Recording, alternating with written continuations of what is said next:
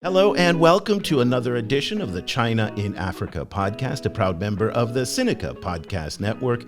I'm Eric Olander, and as always, I'm joined by CGSP's managing editor, Cobus van Staden, from beautiful Cape Town, South Africa.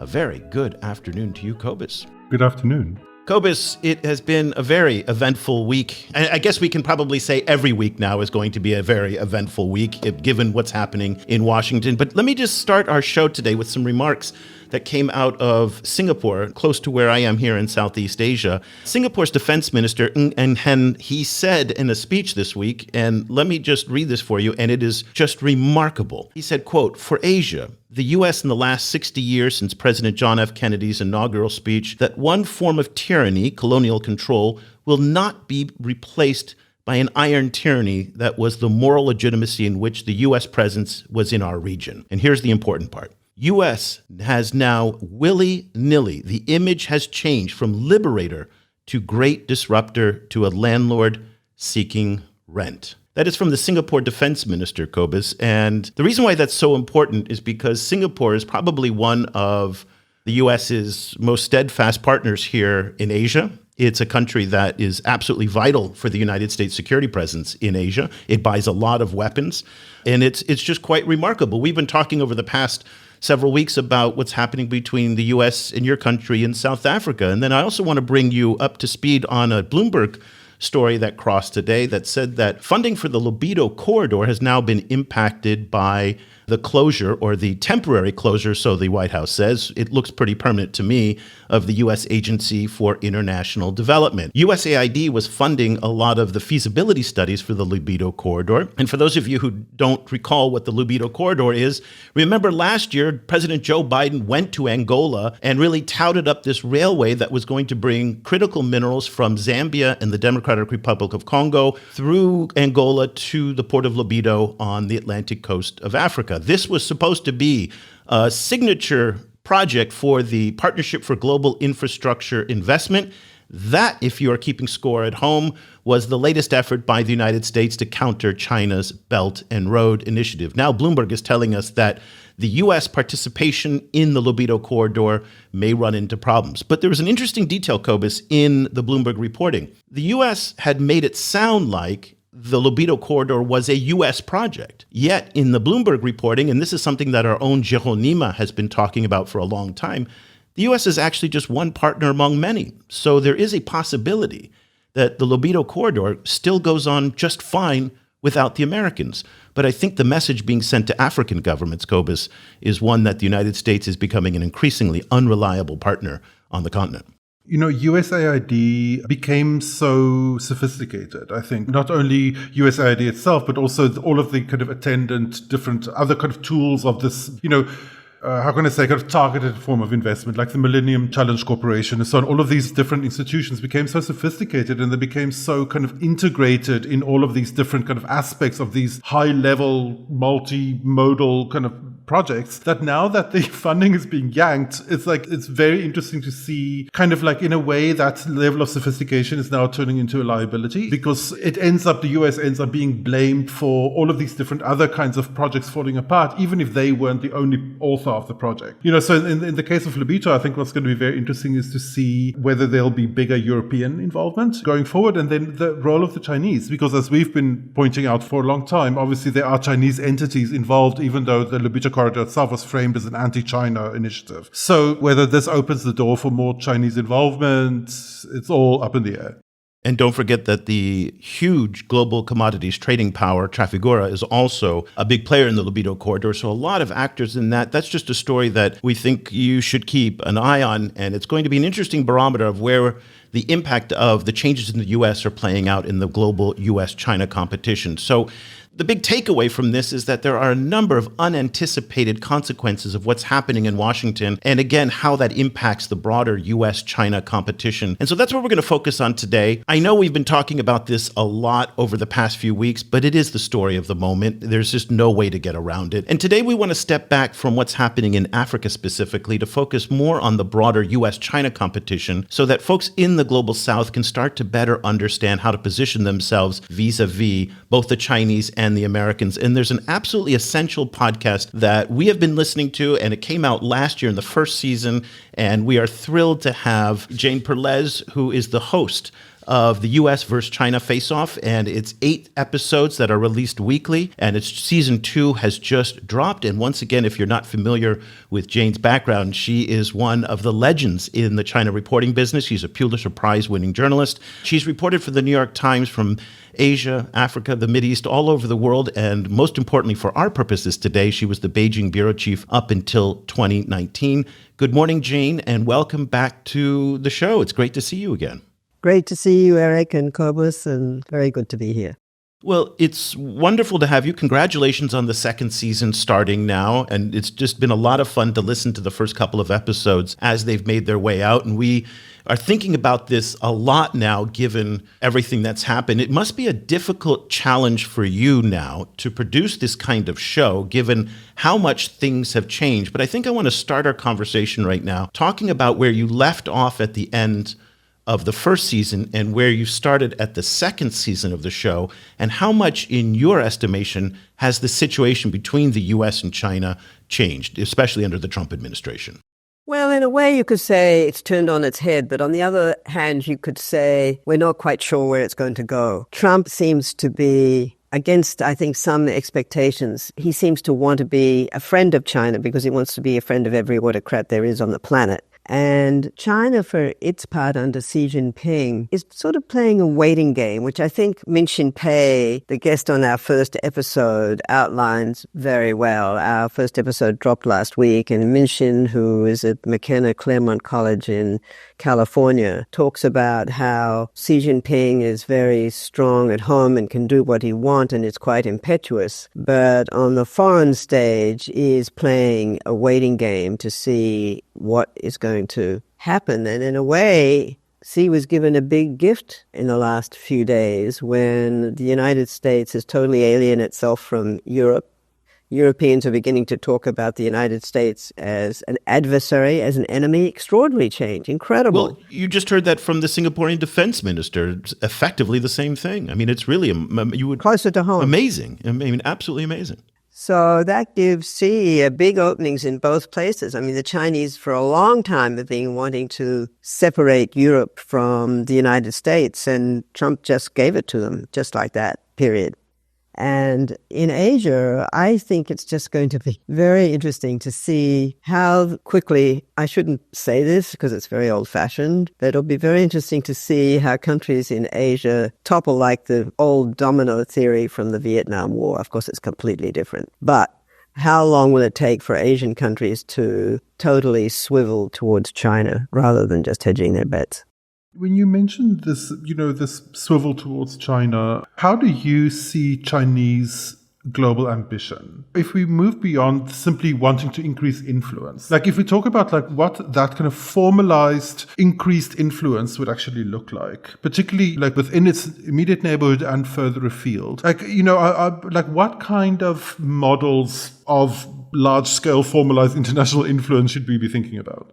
I'm not sure that I can answer about the formalized influence, but I do think that China would like to dislodge the United States as the prime power in Asia, which I think thinking people in Washington and New York understand and are concerned about, because the United States has been that power for the last 70 years or so, and China is working very hard to displace it. And the way things are going, maybe it'll come to them quicker than they thought. Do you see that happening beyond Asia, or is it their focus is displacing the United States only in the Western Pacific? Because when you talk to people in Washington, they're worried about a more global view. Well, I think that's kind of part of the Washington freakout. I don't think that China at this point wants to become the world power and displace the United States. I may turn out to be wrong. I mean, I don't think they want that immediately. Their prime goal is to be the prime power in Asia, which they think it's their turn. They were that many, many years ago, and it should come back to them. And I think they probably see an increasingly fertile field. For me, just from the outside, and I think this is something that I was actually thinking a lot in listening to the first season of your series, was that there's a strong argument to be made within the US if we look at domestic United States politics. Obviously a lot of jobs were lost to China, a lot of working class people feel a lot less safe, like economically, because of the explosion in manufacturing in China. But at the same time, American companies like Apple, for example, in your episode, became very rich from the fact that China was absorbing a lot of kind of negative externalities, like particularly environmentally and labor-wise, into this kind of deal, which ended up, which ended up being kind of like, on shorthand, that thing that's always on the side of Apple boxes, designed in Cupertino, made in China. So, I guess it's a bit of a vague question, but like, is there an appreciation, do you think, in the US for both sides of that bargain? Isn't it realistic to also acknowledge that the US also gained a lot from this relationship? Or is that politically impossible to say?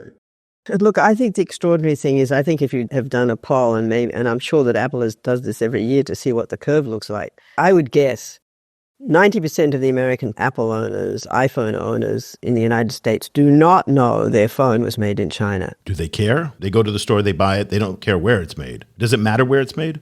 Well, the politicians make it sound as though it matters that goods are made in China, but I don't think that it transfers to the Apple iPhone. So in a way, Tim Cook's very lucky. But I think that one of the reasons that Tim Cook is being quite supportive of Trump, which I have a sense is probably not his personal politics, but if he decided to speak out against Trump, he'd get tariffs placed on every single one of those iPhones coming into the country. So there's that level of concern. And then in Washington, I think that being anti-China is just good politics at the moment. I think it just doesn't really matter too much for what reasons, whether it's because we've lost a lot of manufacturing, or whether it's because China is being aggressive in the South China Sea, or whether China is conducting incredible hacking operations into the American infrastructure and American telecoms. I mean, there are a whole array of things that the politicians can use. So puts China in a pretty bad place here. The last Trump administration started similar to this one in terms of the approach on China. Remember that Trump went to Beijing and he was treated to this incredible tour of the Forbidden City. And then later, Xi Jinping went to Mar-a-Lago and we had that beautiful chocolate cake. And there was a lot of this optimism that this relationship was going to go somewhere. Remember, Trump wanted this mega trade deal. The Chinese may have miscalculated by kind of ignoring the Americans on that and how important it was. And then what ended up happening was the last 2 or 3 years, especially going into COVID, it turned absolutely toxic. We're in a situation now where we're back in that honeymoon period. Trump saved TikTok, at least temporarily right now. He has changed some of the language about Taiwan, and there's a little bit of back and forth on this. He's said, really indicated that Xinjiang and human rights isn't going to be his priority. And he's really sent a lot of signals to China that at least right now he wants to do a deal and he wants to try something. Do you expect that we will follow a similar pattern, that we will start with this honeymoon, invariably the two agendas of these two countries, and you call them in your first episode the two strong men, going to the mat? Will they eventually turn back into a conflictual relationship as it happened the first time? I think it's inevitable, but I think before the inevitable happens, there will be some pretty amazing optics. I mean, what's your bet? On May 9th, I think it is, which is Victory Day in Moscow, Xi Jinping has been invited to join Putin by Putin. Is Putin going to invite Trump, and will Trump accept? Are the three of them going to be up there on the balcony? Well, remember, Trump said he wanted that. He wants a three-way dialogue with them. Well, there's a dialogue. You can have a dialogue, but the optics of the three of them being up on the reviewing stand in Moscow is just mind-blowing. Just mind-blowing. At this point, all bets are off, right? I mean, we couldn't have anticipated anything. I mean, we really can't anticipate what's going to happen. But the way I look at it is these two are in trajectories that are just going in two totally different directions.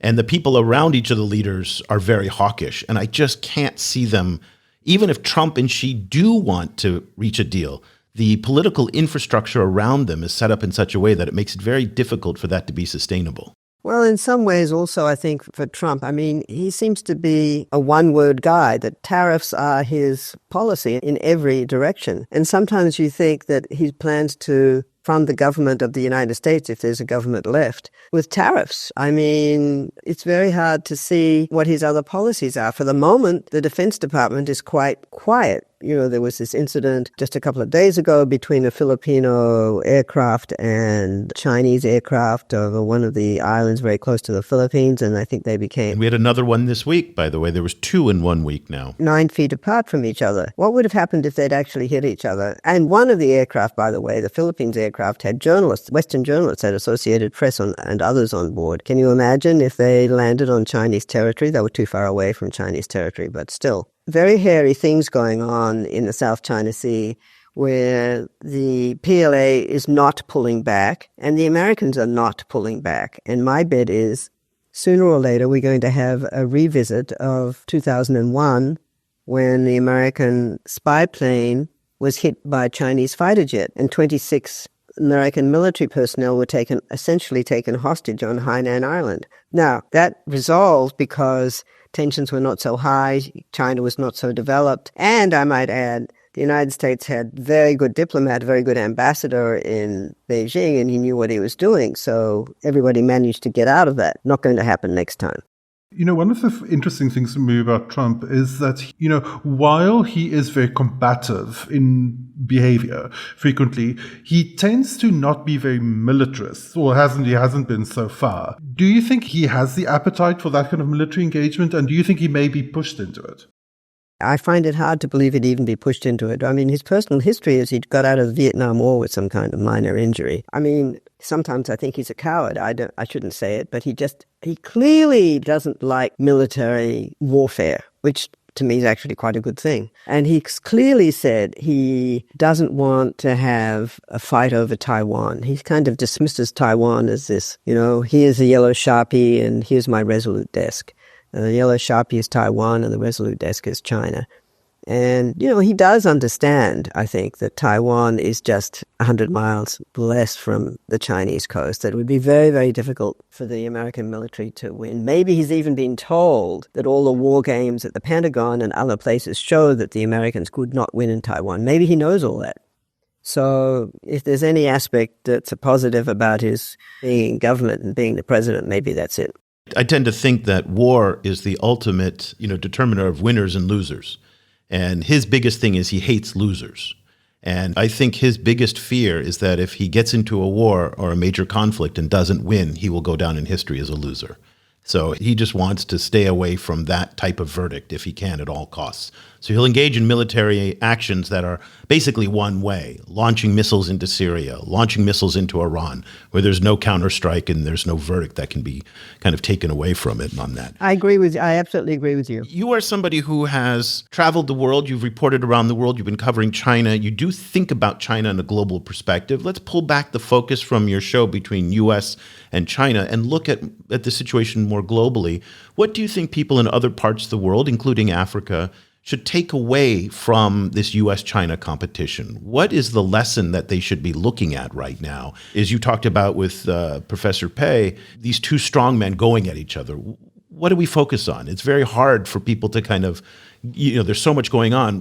What do they look at? Well, I think in Africa, that was my first foreign assignment. I was based in Nairobi and I covered Ethiopia and Sudan and the terrible famine in Somalia in the 90s. And I think about that a lot in the last week as USAID goes down the tubes. And in some respects, I agree with the Trump people. I don't like the way they've gone about it, but USAID to me was not the glorious institution that is being portrayed in the press at the moment. I mean, you probably know. Why not? Why not? Tell us. I'll give you something. We've all had our experiences, but I'm just curious what your assessment is. Well, for example, I don't know if it ever changed, but when I was even when I was in Pakistan in the 2000s, everything that was acquired by USAID in country was actually bought from the United States. They were incredibly cheap Japanese utes in Khartoum, for example, which you could pick up for a couple of $1,000s. No. We had to buy the most expensive American vehicles from Detroit. Huge amount of money, took ages to come, didn't have enough, etc. The bureaucracy back in Washington was unbelievable. I mean, I sound like I sound like one of the people who are in favor of crucifying USAID, which I'm not. But this was Cobus's point. 75-80% of what USAID spent was on U.S. stakeholders. Not only about 20-25% went to the countries in need. Right. So in Africa, I think that the United States has not done very well for itself. The Chinese haven't done so well either. I mean, Belt and Road hasn't turned out to be the miracle that they advertised. I mean, they have their own faults. They imported thousands, hundreds of, I don't know how many, but X thousands of Chinese workers for every project. BRI did not turn out to be what it could have been. It's a boost for local economies. So both sides have a lot of faults. But I would say that the United States under Trump is going to lose a lot in Africa. I haven't been there in a while, but that's just my gut sense. What do you think, Cobus?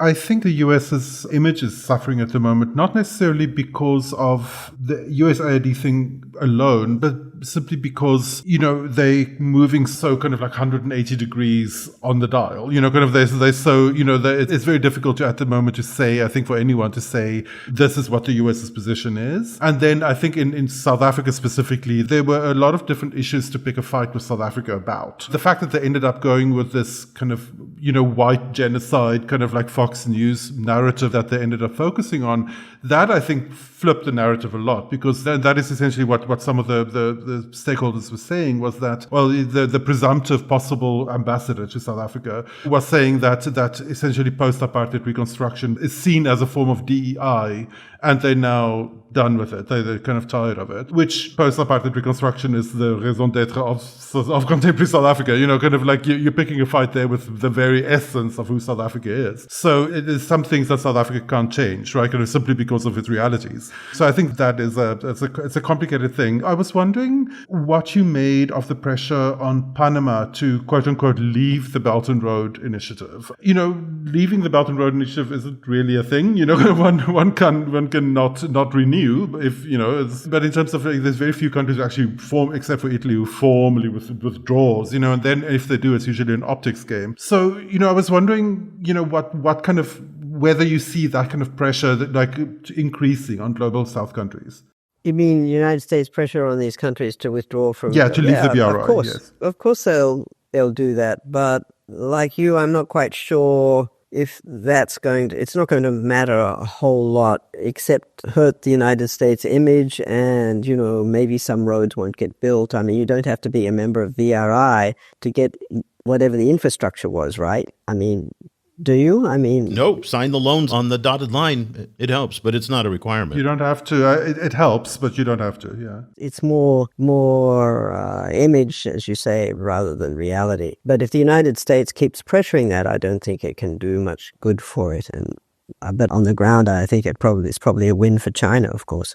So I want to close our discussion looking at the show a little bit. There are 8 episodes. We talked about the 2 strongmen in episode 1.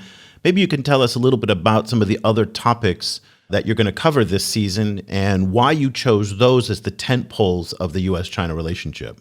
Well, I should start out perhaps by saying that, we really try to appeal to people who are very curious about China but don't know a lot and want to know more. So you have a very distinguished, huge audience and a very distinguished audience of people who know a lot about China. I think in some cases, I think that we try to go for people who are curious. And so for that reason, we've chosen a wide range of subjects. So we have Hollywood in China, for example, which isn't out yet, and we will rapidly update tomorrow because of the huge success of a Chinese movie over Chinese New Year. They did $1.4 billion in 2 weeks in the box office for this movie, about a Chinese mythological figure many centuries ago. I mean, incredible, $1.4 billion.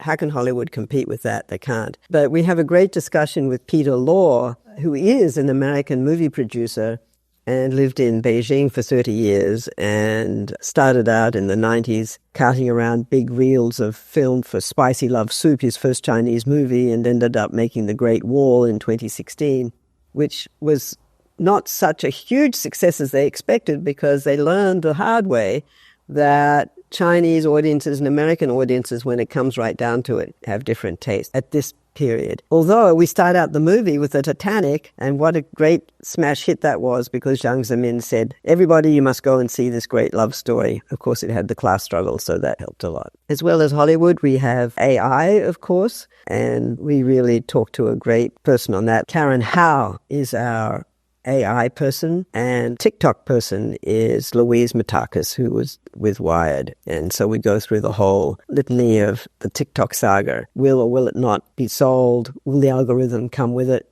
If it is sold, how much will it be paid for? And is TikTok such a lethal national security threat as advertised in Washington? I suspect it isn't. I suspect that Meta and Google and others have done a very good lobbying job in Washington to make sure that TikTok gets us in much trouble as possible. We have EVs with Michael Dunn. The EV revolution got started in China, and Michael is perhaps the world's expert on Chinese EVs. He was a former executive of GM. He was in China for a while and then Indonesia, and I guess he's one of the GM executives who saw the light and saw what was coming. And then to close it all out, we're having how the world has totally changed. The end of the 1945 era. The era that followed 1945 is over. And we're going to discuss with Ivo Daldo, former NATO ambassador, what's coming down the pike. Yeah, that feels very relevant for what we're talking about today. The show is Faceoff, the U.S. versus China. You can get it anywhere you get your podcasts, on Spotify and Apple, everywhere. I just cannot recommend it enough. And you go back and listen to season 1. It's just as interesting, even though the times have changed. And then, as Jane pointed out, it's really meant for a very broad audience. So if you're new to China studies and China watching, and because of the times we're in, everybody should know a little bit about what's going on in China and the U.S. China relationship more broadly, because it's evolving. This is a must-listen show. Jane Perlez is the host, and we're just thrilled to have you back again. And hopefully when you produce season 3, you'll be back to join us again. And just congratulations again on the show, and we wish you the best of luck. Eric and Cobus, thank you very much. Great honor. Really a lot of fun to be with you, and I'm in awe of what you do and what you produce and how much you produce. And I love the addition of YouTube. Thanks a lot. Cobus, I can hear some of our listeners saying, why did the China in Africa podcast focus on another podcast about the U.S. China face-off and the tensions in the U.S. China relationship? And I think what we're seeing play out in South Africa reveals why this U.S. China dynamic is so important. And if you don't understand the details of the U.S. China dynamic, you're not going to understand the way both the U.S. is responding in places like Africa, but also the Chinese as well. This is an interconnected matrix that we have to look at. So it's not just that a show like ours only focuses on things that are happening in Africa, because these events that are happening in Washington and Beijing and even in Singapore have an impact in how these two countries are responding to the different events. And again, what's happening in the Libido corridor is a good example of the third order, fourth order effect of some of these decisions that are happening. And so I want to put that out there, because I think a lot of people might have been confused at this point as to why we're doing this, but we feel this is very important to have a very big picture view of what's happening.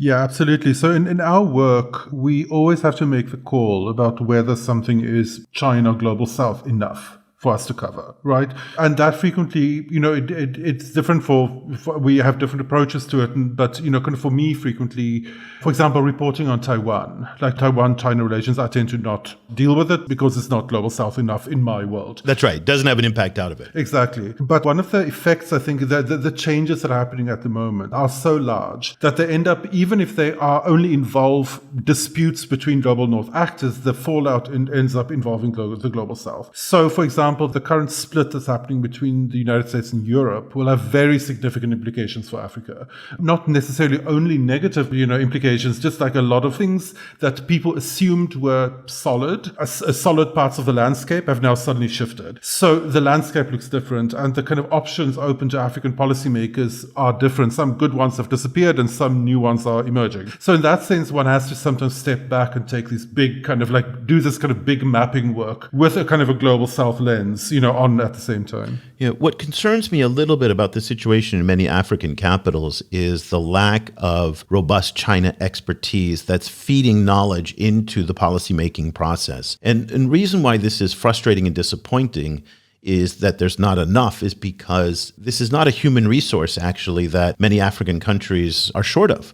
In fact, there's an abundance of some fantastic China scholars in Africa who have beautiful language skills, who spent decades in China, or they've graduated from Chinese universities. Remember, up until the pandemic, 60,000 young people went to China to study every year. And after the pandemic, we haven't been getting the same kind of numbers, but I think an educated guess, it's back up into the high tens of thousands, that the numbers are quite robust. And there isn't yet a system in place to take this talent when it comes back home again. Because remember that after they graduate in China, China does not have the equivalent of what we have in the United States of an F1 program, which gives you 1 year of practical training. The moment you get your diploma, you are on a clock to get out of the country. So they have to go home, or they have to find a job, but they can't stay in China without a job. And so the talent is there, but yet the policymaking in the think tank and the scholarship and the ideas bubbling up into the system, as far as I can see, are not making it there. This is concerning in part because countries now have to know exactly what they want, not only from China, but also from the United States, from Europe, from Japan, from ASEAN countries. They really have to be much more sophisticated in their diplomacy and their foreign policy, because if you are not, you're going to be left unprepared for the storms that come your way, as we've seen in Panama, Colombia, Canada, so many of these countries who did not anticipate getting hit by the Americans. And at the same time, again, China is going through profound changes right now. And this is why Jane's show is so important, is because to understand what's happening in China is so critical. What you used to do at the South African Institute of International Affairs and what continues to be done at SIA is so critical. And I think, and I wish there was more of that.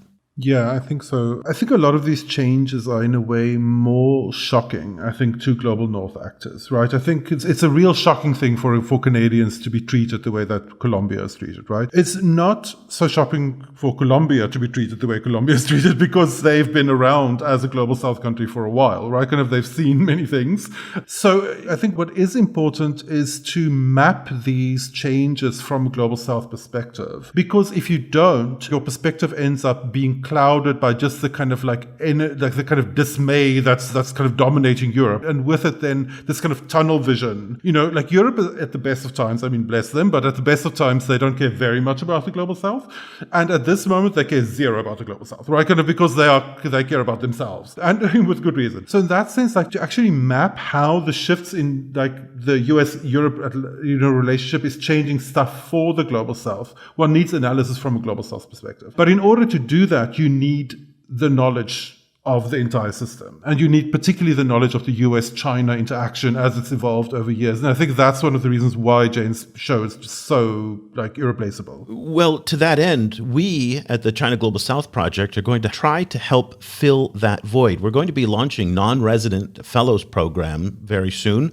where we're going to provide funding to scholars, analysts, and journalists, and thought leaders, activists from Global South countries to do exactly this, to write and to think and to put ideas out into the discourse about how different countries in Africa, Asia, the Middle East, Central Asia should deal with the moment that we're in today. And I'm really excited that we're going to have that opportunity to do that. And again, to your point, it's going to center voices from these regions and decenter the voices from the US and Europe, where that traditionally dominate this discourse, what you've called and what Tuvia Gehring in Israel calls discourse power. He has that newsletter, which is always very interesting. So I think it's going to be really important for us to be able to contribute to that. But one of the things I'm hoping that these fellows are going to be able to look at and to think about is these competing interests that the United States has in Africa, because you hear on the one hand that competing against China, particularly for critical resources, is the justification for the United States, at least as Trump has put forward, to conquer Greenland. Okay, Greenland. Why Greenland? Because they've got rare earth. This has come up in the discussions about Ukraine. Whether or not there is critical resources and rare earths in Ukraine, I'm not entirely sure, but that is a narrative that is now popping up.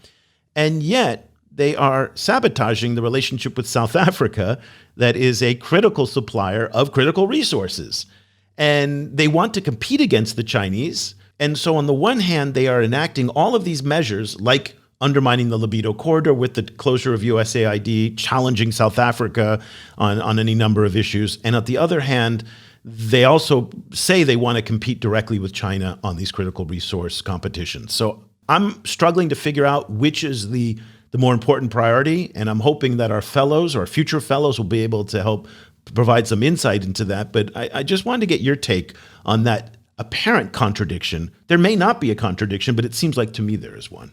Yeah, I also tend to think that, but I think one of the factors may be that critical minerals is only one of the issues that's really consuming them, and so it's an important one, and it's particularly a kind of a headlining one, right? Kind of so one, at the moment we're in a moment where if you want to grab people's attention, you put critical minerals in the headline, right? But there's also a bunch of other kind of like issues, I think, playing out, and one of these issues is the kind of late end of the window of a kind of a Western unipolar influence, right?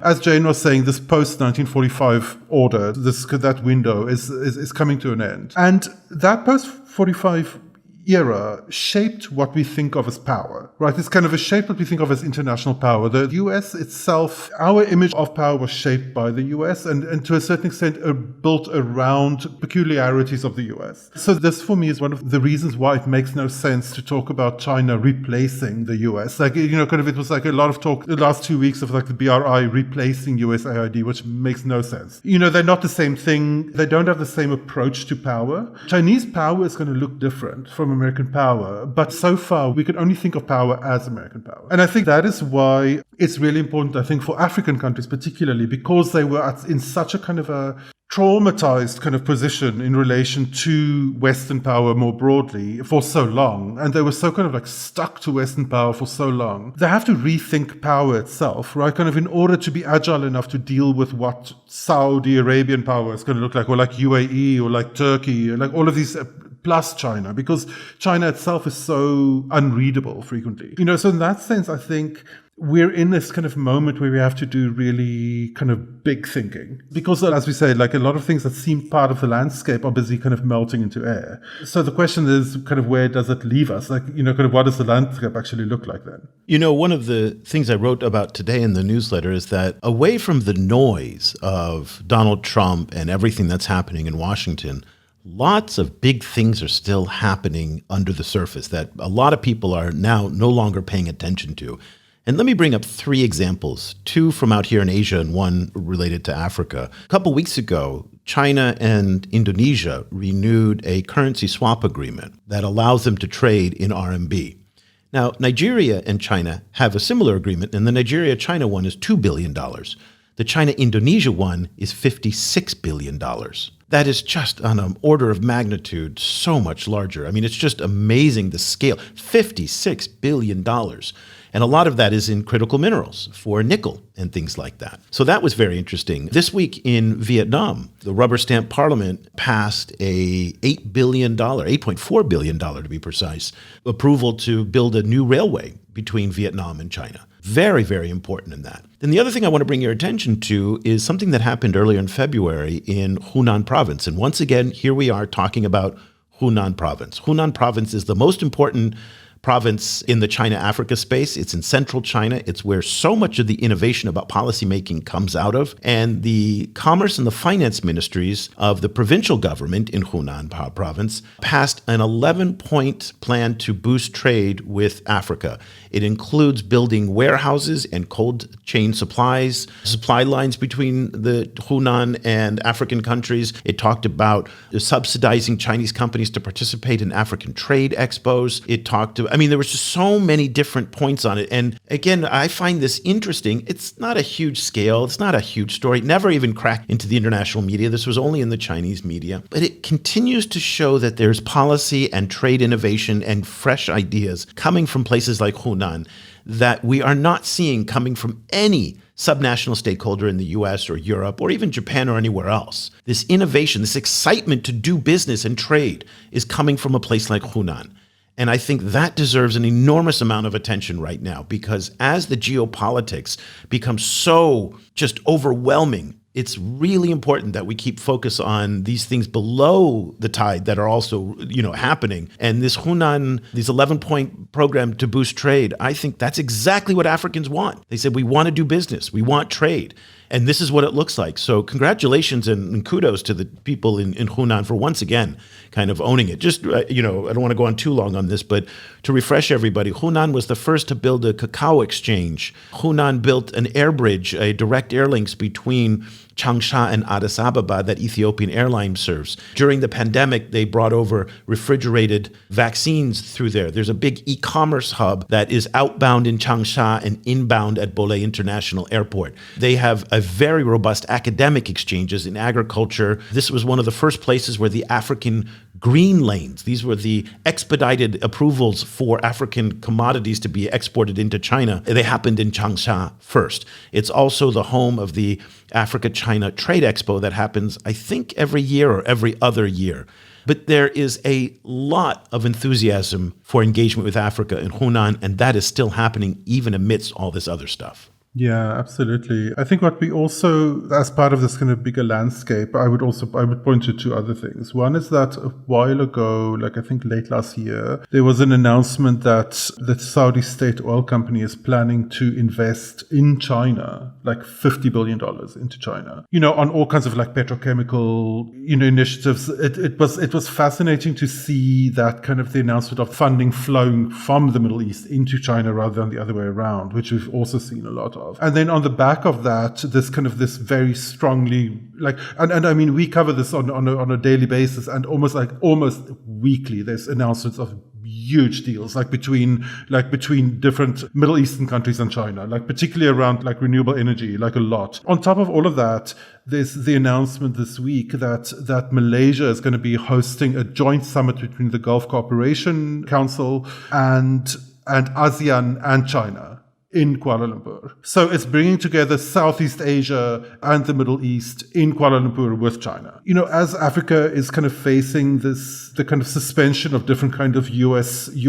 cooperation, it's impossible to not see this development in contrast and to just see how this kind of economic polarity is in the Indian Ocean, Asia now, kind of for Africa, more and more, it makes sense. All of the stuff that Africa needs or wants to buy, wants to sell, and so on. Increasingly, all of that is lying eastwards, and it's such a fascinating kind of thing to see happening, even as on the Washington side, things are blowing up left and right. Yeah. A couple of weeks ago, we also had, I think, one of the first ASEAN-South African coordination meetings. ASEAN is the Association of Southeast Asian Nations. South Africa is an observer state. I am hoping that we will see more African countries join South Africa to become an observer to ASEAN and to get more engaged in this part of the world. It's a market of 600 or 700 million people. It's an up-and-coming market. There's a lot of parallels between Southeast Asia and Africa in terms of development and the diversity of these populations that are here. And these are great markets to sell lots of products in agriculture and lots of exports and lots of energy. All of this is needed here, and it diversifies the trade portfolio for a country like Kenya to not only be selling to China, but also to Japan, to South Korea, and then further south here in Southeast Asian countries. So fascinating discussion. Again, a little bit pulling back, and I keep apologizing every show. I don't want to make every show about Donald Trump and U.S. China, but it is hard to escape it right now. And things are just changing so fast that we keep finding ourselves back there again. We will eventually move on from that. And I know some people are getting a little tired of it, but it's so complicated. It's changing so fast. The stakes are so high, as both Cobus and Jane pointed out. We are at the end of an era of history. The post-war American-led order is done. It's over now. We just don't know what comes next. And part of what we're trying to do is figure it out with you.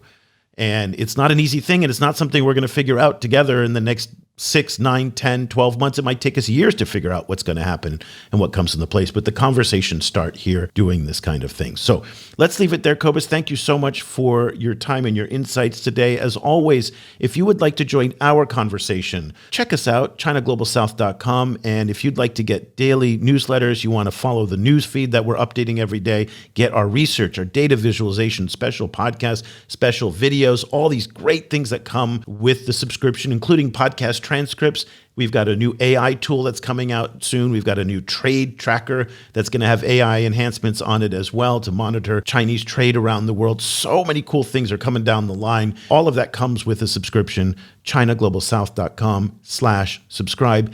And if you are a teacher or a student, email me, Eric@ChinaGlobalSouth.com, and I will send you the links for half off discounts. That'll do it for this edition of the show. So for Cobus Van Staden in Cape Town, I'm Eric Olander. Thank you so much for listening. The discussion continues online. Follow the China Global South Project on Blue Sky and X at China GS Project, or on YouTube at China Global South, and share your thoughts on today's show, or head over to our website at ChinaGlobalSouth.com, where you can subscribe to receive full access to more than 5,000 articles and podcasts. Once again, that's ChinaGlobalSouth.com.